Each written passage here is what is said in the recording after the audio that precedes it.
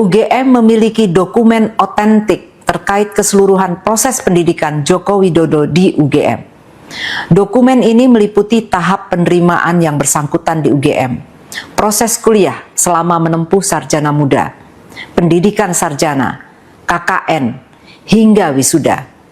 Informasi yang lebih rinci telah dirilis dalam bentuk podcast di sini. Kalau KRS? Tidak ada itu. Nggak ada ya? Dan kami sudah mencoba dengan sedemikian rupa gitu ya. Di fakultas juga nggak ada? Tidak. Laporan kuliah kerja nyata?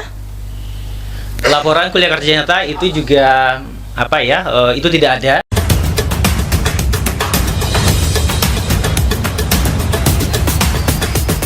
Bismillahirrahmanirrahim. Assalamualaikum warahmatullahi wabarakatuh.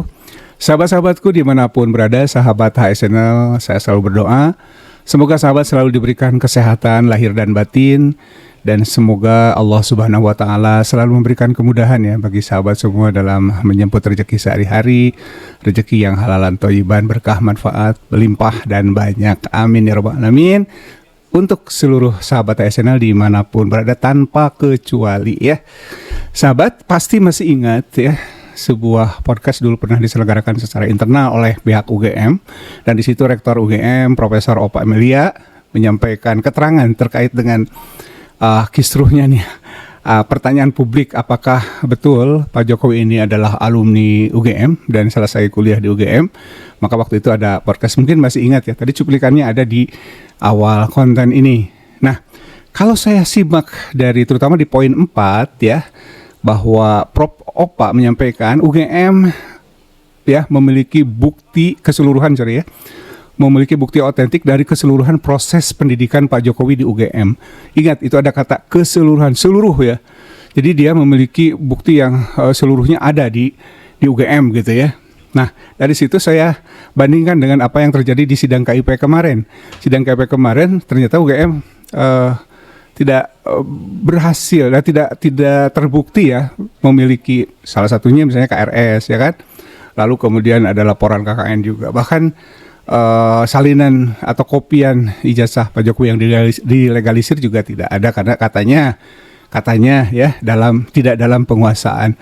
Yang kalau saya simak tidak dalam penguasaan itu, saya menduga ini untuk cari aman saja ya, menyampaikan semua dikecualikan, tidak dalam penguasaan. Nah, tidak ada padahal gitu ya.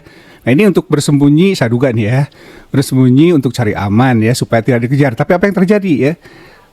Ternyata Ibu Ketua Majelis ya, Ibu Rospita Paulin Visi ini terus mengejar, dan ini mungkin di luar dugaan dari perwakilan UGM yang terlihat tidak menguasai bahan ya, seolah-olah tidak mempersiapkan amunisinya dengan baik nih pihak UGM ini. Jadi akhirnya ya wajar publik menduga bahwa ketidakdalam penguasaan itu lebih kepada cari aman gitu ya. Dan kalau coba bandingkan dengan apa yang terjadi di sidang tersebut, maka wajar kalau saya menduga bahwa Profesor Opa ini mungkin masih lulungu ya, dalam bahasa Sunda gitu ya, dalam bahasa Bandung itu masih lulungu, langsung podcast ya. Dia juga tidak ingat berkas apa mungkin ya yang ada, yang sudah memang otentik gitu ya, keseluruhan proses pendidikan Pak Jokowi. Dia mengatakan bahwa keseluruhan bukti otentik, keseluruhan dari proses pendidikan Pak Jokowi, mulai dari pendaftaran dan proses pembelajaran gitu ya, sampai terbitnya ijazah gitu ya, dia memiliki bukti. Tapi ternyata pada saat sidang ditanya KRS nggak ada, laporan KKN nggak ada juga, lalu ijazah, salinan ijazahnya juga nggak ada gitu ya.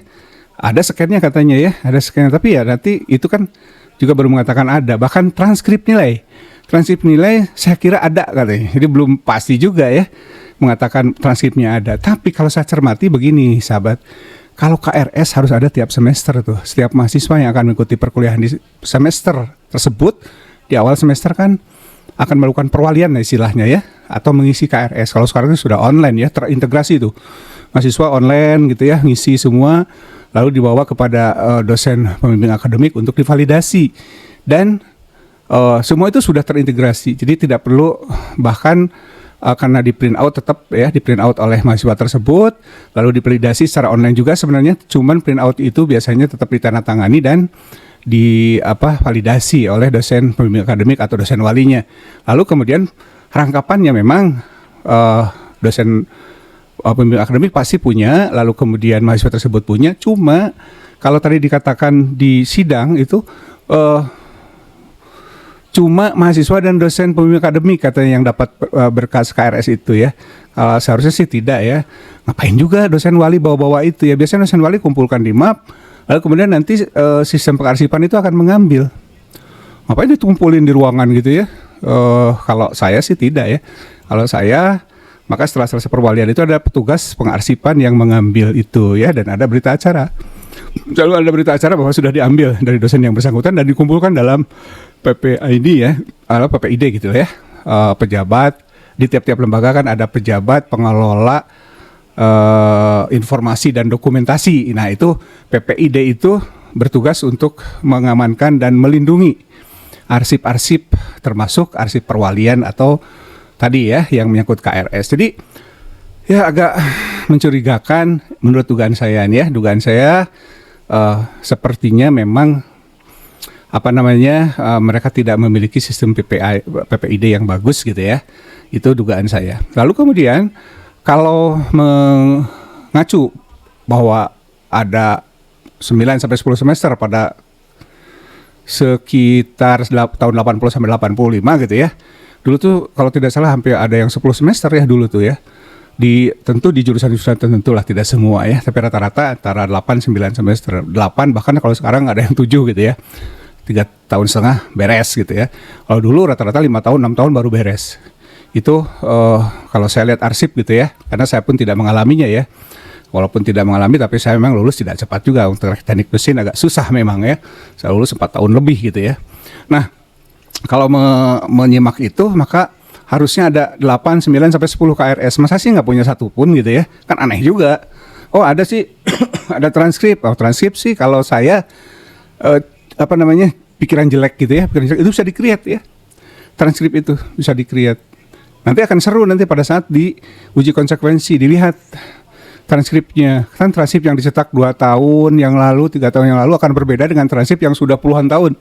Udah 20 tahun misalnya, ini 85 ya, berarti sudah 35-40 tahun lah ya. Itu kan sudah sangat lama. Jadi kertasnya akan beda, mungkin fontnya juga beda ya.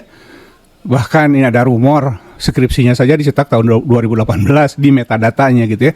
Dicetak dengan huruf atau font Times New Roman. Nah, ini rumor ya. Ini saya bukan ahlinya, jadi kata rumor seperti itu ya. Nah, lalu menyimak dari KRS ke KHS. KHS itu juga katakanlah keseluruhan KHS biasanya digunakan untuk persiapan sidang gitu kan, daftar sidang. Termasuk nanti kalau sudah keluar transkrip nilai itu biasanya digunakan untuk daftar di yudisium lalu di SK-kan. Cuman kalau di UGM katanya saat itu nih menurut petugas yang dikirim UGM mewakili di sidang KIP, bahwa kalau dulu itu tidak seperti itu. Ya nggak tahu, kalau di tempat saya sih dari dulu begitu ya. Ada transkrip, lalu muncul SK yudisium. Harus itu SK yudisium itu ya, sampai menentukan siapa yang cum laude ya kan, siapa yang IPK cum laude-nya berapa dan lain sebagainya, sampai ke lulusan terbaik itu dalam yudisium. Dalam yudisium itu kita sidang yudisium, lalu dipilih keluarlah nama yang cum laude, lalu yang lulusan paling cepat gitu ya, lalu lulusan terbaik lah ya, misalnya dengan IPK tertinggi dan lain sebagainya. Nah, kan aneh itu ya, menyingkat apalagi kalau ke KKN ya kan. KKN ada prosesnya, ada surat menyurat dan lain sebagainya. Tapi kalau di sini kan cuma ada nilai katanya. Kalau nilai, pikiran jelek saya nih, nilai itu kan bisa diinput ya.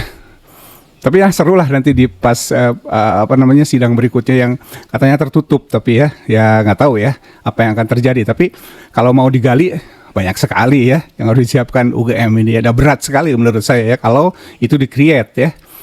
Kalau ya kan jangan langsung memponis ya. Kalau itu di-create ya berat sekali ya. Lalu kemudian selain itu juga ya ijazah tadi gitu ya. Salinan yang nggak ada, bersembunyi di balik kalimat atau frasa tidak dalam penguasaan begitu ya. Tidak dalam penguasaan itu kalau saya menduga ini adalah langkah UGM untuk mengamankan diri gitu ya. Dugaan saya nih ya. Dugaan saya, bukan vonis, ini dugaan saja. Dan ya mudah-mudahan tidak benar ya dugaan saya ini, bahwa UGM betul-betul bisa membuktikan beberapa yang dikecualikan gitu ya, banyak sekali yang dikecualikannya, dan itu harus dibuktikan pada saat uji konsekuensi nanti. Sidang kemarin kan 17 November itu hanya pemeriksaan berkas saja ya, belum sampai kepada substansi. Oke, segitu saja sahabat, semoga bermanfaat dan terima kasih banyak sudah menyimak. Terima kasih sudah subscribe, like, comment, dan share, dan tetap sehat, tetap berakar waras, dan merdeka. Wassalamualaikum warahmatullahi wabarakatuh. Yang kita serahkan ke Polda itu yang salinan yang asli gitu Ibu gitu ya. Iya, salinan asli. Fotokopi yang lain nggak ada? Foto scan-nya tentu ada. Masih ada yang lain? Ada. Karena kan di sini dimintanya bisa fotokopi atau scan warna kan, tapi dikatakan tidak dalam penguasaan nih. Tapi bagi kami ya, itu kan kemudian dokumen informasinya bersifat data pribadi ya. Iya, notabene itu dikecualikan. Terlepas dari itu dulu. Ini kan persoalannya dari pihak UGM kemudian menjawabnya tidak dalam penguasaan. Tidak dalam penguasaan itu kan pengertiannya tidak ada berarti. Gitu loh. Nah, ada atau enggak nih? Kalau yang Saya tidak menyangkut ke ada informasi pribadi atau apa, enggak dulu. Ada enggak dalam penguasaan UGM? Kalau konteksnya salinan yang asli notabene itu kita serahkan juga kepada Polda Metro. Ya. Itu scan salinnya ada di kami. Ada. Ada. Di luar yang diserahkan ke Polda ada? Scan-nya ada. Masih ada ya? Oke. Baik. Kemudian transkrip nilai. Ada nggak salinannya? Ini kan sama nih jawabnya, tidak dalam penguasaan, saat ini dalam penguasaan Polda Metro Jaya untuk proses hukum. Nah, ada nggak salinan selain yang diberikan ke Polda Metro Jaya? Salin aslinya ke Polda Metro Jaya. Betul? Ya, di luar itu ada nggak nyimpan? Salinan scan-nya gitu, saya kira juga ada di kami. Jangan saya kira, ada atau nggak? Ada. Ini Ada atau nggak? Harus yakin kalau di ini. Yakin ada nggak? ada. Itu yang tahu lebih detail itu PPD fakultas itu Ibu gitu. Tapi secara umum harusnya ada atau tidak? Harusnya ada. Harusnya saya kira ada. ada gitu ya. Ya. Saya kira ada itu. Kemudian kartu rencana studi dan kartu hasil studi. Ada nggak? Kalau KRS itu tidak ada ya, itu tidak dalam penguasaan kami gitu. Kalau KHS, kartu hasil studi gitu, itu ada gitu ya, yang asli KHS itu ada? Ada. Kalau KRS? Tidak ada itu. Nggak ada ya? Dan kami sudah mencoba dengan sedemikian rupa gitu ya. Di fakultas juga nggak ada? Tidak ada, kami sudah memastikan itu ke fakultas. Dan memang tidak ada ya, karena memang mungkin pada zaman itu ya, pada zaman saya pun KRS itu kan memang oleh mahasiswa ya dan dosen pembimbing gitu. Dan kami sekali lagi telah mencoba mencari sedemikian rupa dan itu memang tidak ada ya. Jadi Tapi biasanya bukannya kalau mahasiswa mau per semester itu dia harus buat KRS-nya ya? Berapa SKS yang dia ambil? Iya, di mahasiswanya. Nah, itu di tidak mahasiswanya didokumentasikan oleh perguruan atau fakultas. Nah, sejauh yang kami cari gitu ya, koordinasi juga dengan PPD fakultas, itu sampai sekarang kami sudah mencoba sedemikian rupa gitu, Ibu, itu tidak ditemukan. Tidak ditemukan. Memang pada saat itu kan memang sistem dokumentasi kan belum seperti yang saat ini ya. Kira-kira itu kalau yang. Tapi KHS-nya ada ya? KHS-nya ada. Laporan kuliah kerja nyata? Laporan kuliah kerja nyata itu juga itu tidak ada gitu ya. Tapi kemudian itu laporan nilainya ya dari pembimbing ya, itu ada gitu ya.